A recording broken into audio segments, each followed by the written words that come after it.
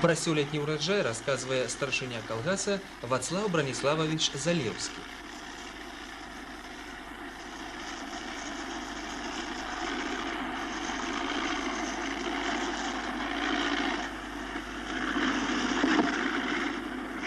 Сельхозхозяйцы нашего колхоза довольны успехами или работой своей.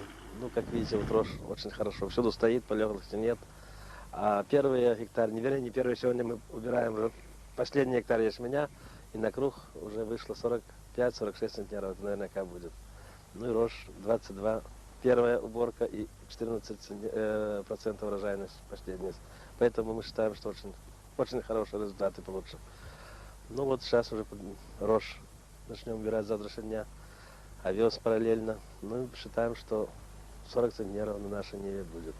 Как и это люди, ну, с огоньком, я бы сказал, доволен людьми и работаю на весенней посевной, и теперь вот вы встречались и с нашими передовиками, Анатолий Брониславович Лавник, значит, ну, Филипп Степанович Павловский, да, собственно, нас все комбайнеры, это как один гвардеец. Значит, не меньше каждый стремится 1000 тонн намолотить за сезон, поэтому будет урожай, будет хлеб. Вот только как сохранить, это наш больной вопрос.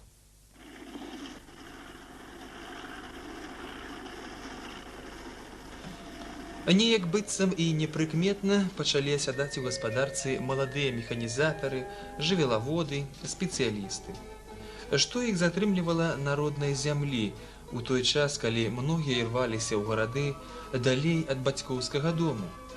Відаць, адчулі яны сябе патрэбнымі, незамянімымі людзьмі, працу якіх паважаюць і заслужана аплочваюць. Таксама і ўмовы працы значна палепшыліся. Больш стала ў калгасе новай сучаснай тэхнікі, больш дакладнасці ў рабочым раскладзе, ну і, вядома, больш патрабавальнасці, а таксама магчымасці праявіць ініцыятыву. Як ніколі завозна сёлета на калгасным зернятаку. Ураджай небывалы.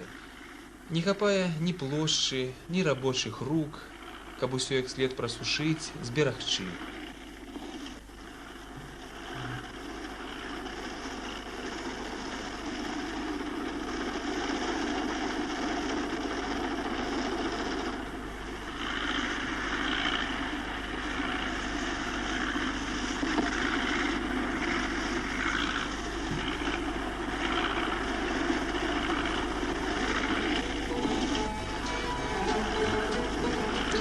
І таму адна з самых надзённых і актуальных праблем – будаўніцтва. Будаўніцтва новага зернятоку, новых памяшканняў для апрацоўкі і захавання збожжа.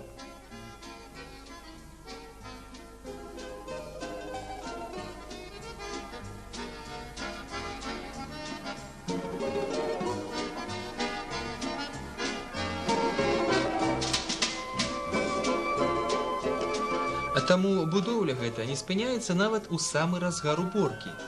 Завіхаюцца будаўнікі, імкнуцца не падвесці хлебаробаў. Хто з іх спрытнейшы, больш вопытны, спрактыкаваны? Усе на сваіх месцах стараюцца як могуць. Адно б толькі былі будаўнічыя матэрыялы.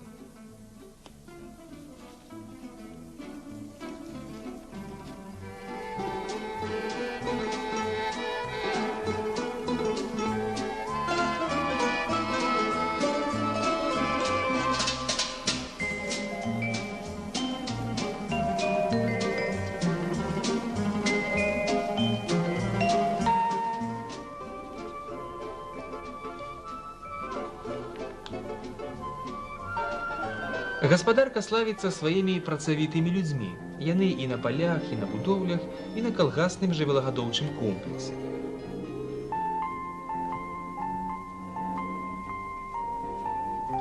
За паўгоддзе звышпланавая прывага бычкоў склала 214 тонн, а за апошнія 5 гадоў усе асноўныя паказчыкі выраслі ў 2 разы.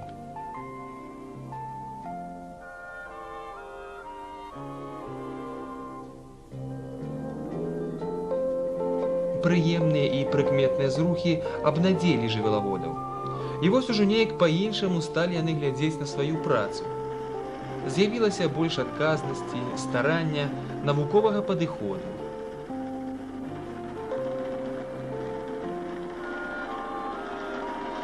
ды і да сябе павага вырасла.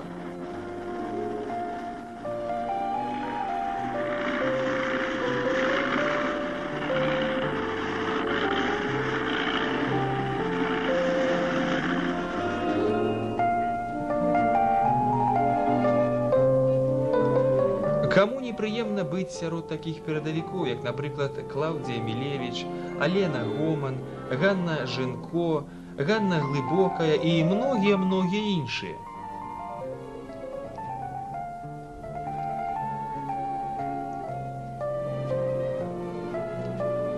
Глядзіш, і вёска ўзнялася, у яркіх кветках, у прысадах, так шчыра радуе яна ўся, і гэтак шчыра ўсе ёй рады.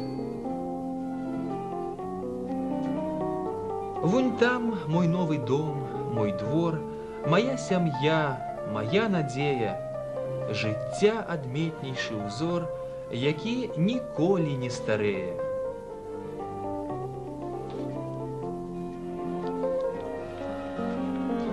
Па-рознаму выглядаюць сёння калгасныя вёскі.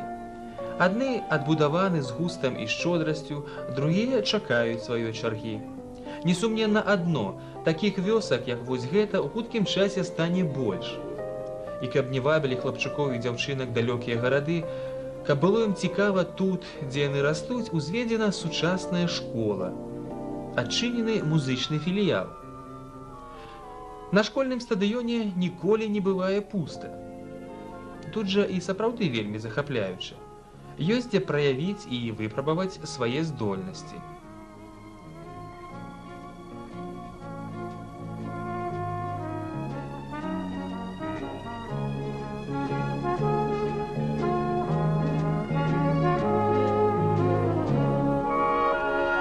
А чаму б не радавацца іх бацькам і маці, чаму б не спяваць у вольны час? Тым больш, што калгасная самадзейнасць таксама не абыдзена ўвагай.